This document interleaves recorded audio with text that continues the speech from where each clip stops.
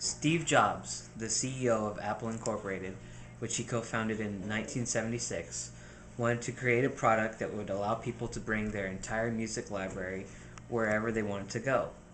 Up to this point, in portable music player technology, we had the CD player, which on average cost about $75, that played CDs which held up to approximately 15 songs. We had flash players, which on average cost about $150 and could hold up to 15 songs. Then there was the MP3 CD player, which was in the price range of $150 but could hold up to 150 songs. And then there was the hard disk jukebox type player, which cost about $300 but could hold up to 1,000 songs. Up to this point, there was no market leader in digital media technology, but Jobs, along with Apple's hardware engineering chief, John Rubinstein, assembled a team of engineers to design the iPod line, and on October 23, 2001, the first 5 GB hard drive-based digital music player was introduced by Steve Jobs, and it was called the iPod. Steve felt that the iPod would be very successful because consumers trusted the Apple brand for digital electronics, and so far it has. Up to this point, there have been 5 different iPod models, the most popular being the classic version, which is currently in its 6th generation. SystemShootouts.com reported that on March 31, 2008, iPod sales reached over 150 million units worldwide, clearly making it one of the most popular MP3 players available. The current 6th generation iPod is available in a 120 GB model, allowing for storage of potentially thousands of songs. The iPod can be purchased at commercial retailers such as Apple stores or Apple's website, BestBuy.com, Circuit City, and even places like Amazon.com, making it readily available for consumers, another reason for its popularity. I stated earlier that the iPod was created by a design team at Apple Inc., with Apple Inc. CEO Steve Jobs leading the team of engineers at Apple. The iPod took less than a year to design and was unveiled on October 23, 2001. Apple Inc. felt that at the time that all other portable music players were big and clunky or small and useless, with the user interfaces that were unbelievably awful.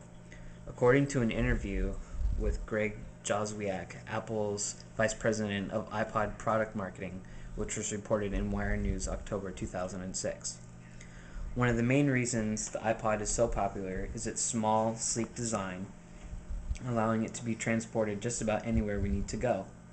The first 4 generations of iPods were only available in the signature iPod White, but starting with the 5th generation, it was also available in black, which was released on October 12, 2005.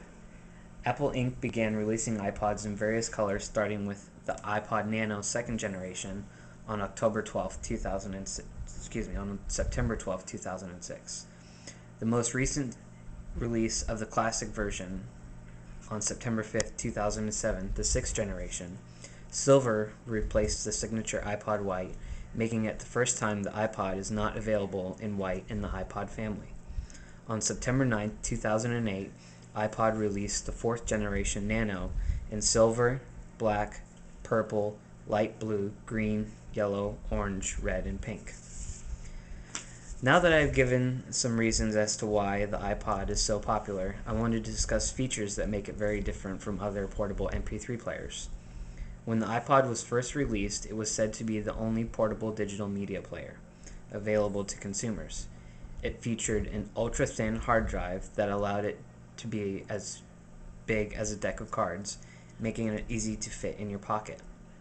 The iPod line can play several audio file formats, including MP3, MP3 variable bitrate, WAV, and AIFF files.